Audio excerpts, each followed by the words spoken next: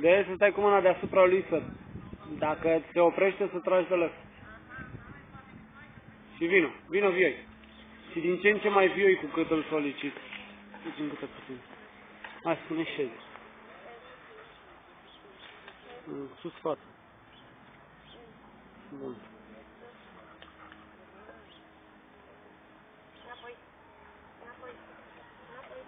Nu te grăbi să faci pași înapoi. Nu te grăbi. Raportează un pic la el, să aibă timp să proceseze.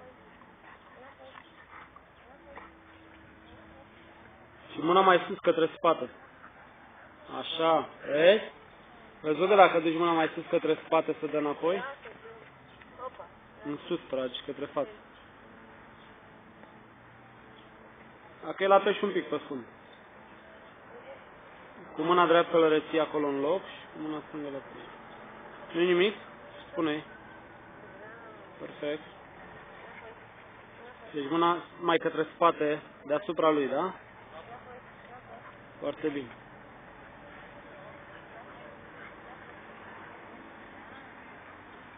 Perfect.